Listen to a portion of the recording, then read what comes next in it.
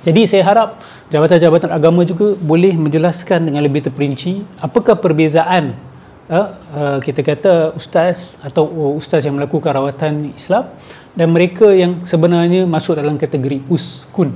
Okey. Saya nak kongsi ada satu ini adalah garis panduan amalan pengubatan Islam yang dikeluarkan oleh Kementerian Kesihatan Malaysia. Okey. Garis panduan amalan pengubatan Islam yang dikeluarkan pada September 2011 oleh Kementerian Kesihatan Malaysia, KKM ya. Dan suka untuk saya ajak sahabat-sahabat, ni boleh download PDF-nya. Pergi ke muka surat 12.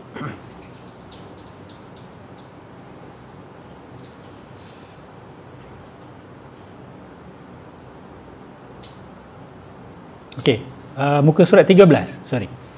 Muka surat 13, etika dan profesionalism. Ada dibahagikan sebelum merawat, semasa merawat dan selepas merawat.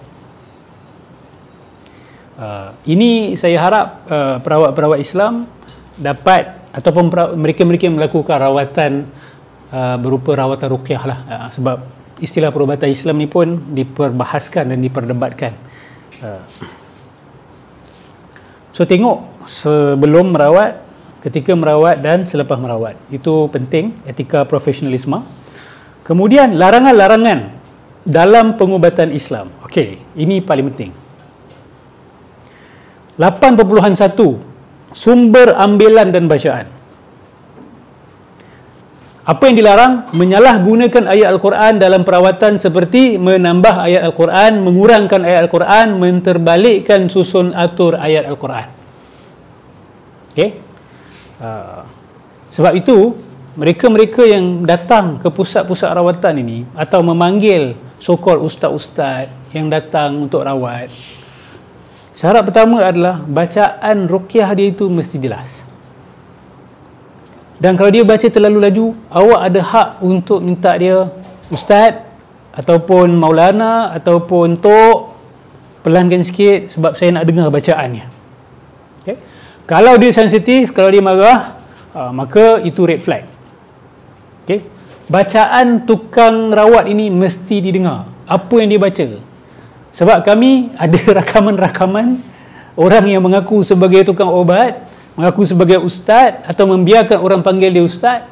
Dalam jampi serapah dia itu terdapat ayat Quran yang putus-putus.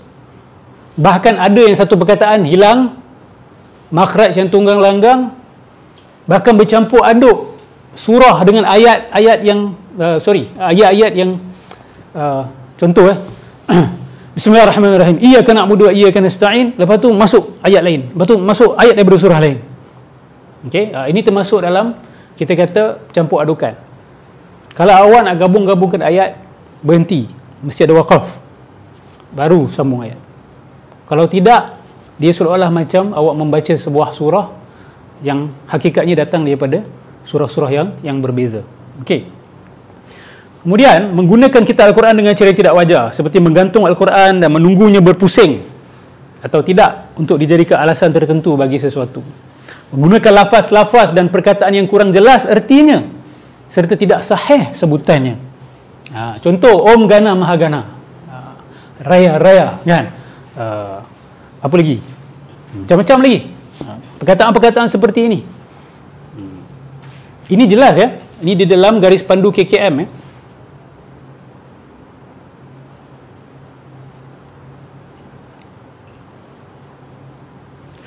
Menggunakan azimat, tangkal atau susuk sama ada daripada ayat Al-Quran ataupun bahan lain.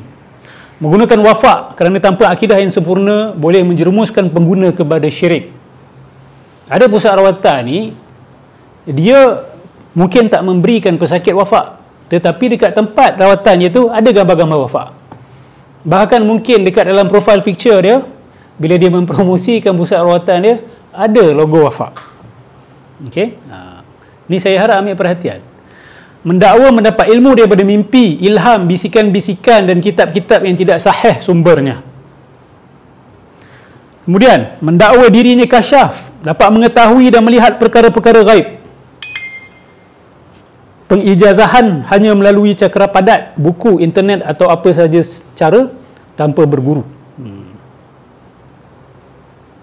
Kemudian, sebarang kaedah rawatan yang meragukan seperti melakukan rawatan di dalam bilik yang gelap, menjalankan pembedahan batin yang dilakukan secara gaib, yang batil dan atau dengan bantuan makhluk halus atau secara makrifat, menggunakan kemenyan sebagai perantara serta mengamalkan perbuatan menurun dan menyembah ataupun semah, ya, yang dilakukan untuk menjamu makhluk halus dengan cara-cara yang tertentu, mendakwa dapat menentukan jumlah jin atau makhluk halus yang mengganggu dan menangkap serta membuang atau memindahkan jin atau makhluk halus tersebut.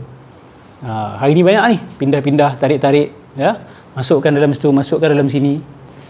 Perbuatan atau kaedah yang mendatangkan keraguan atau bersifat menghina agama Islam, menggunakan ilmu hitam atau sihir sebagai media perawatan, meminta pertolongan makhluk halus dalam rawatan. Kemudian perbuatan merawat premis dengan menggunakan perkara-perkara dan kaedah-kaedah yang dilarang Islam. Okey? So ini sebagai apa kita kata garis pandu umum, boleh baca penuh kepada mereka-mereka yang suka bila sakit je cari bomoh, bila sakit je cari ustaz, bila sakit ni bukan nak pergi jumpa doktor dulu. Awak kena baca ni dulu. Ya, sebab garis pandu sudah ada. Kalau awak masih terjerumus kat dalam kancah jumpa uskun, bomoh-bomoh ni, maka kita tidak ada orang yang kita boleh persalahkan kecuali diri kita sendiri. Okey?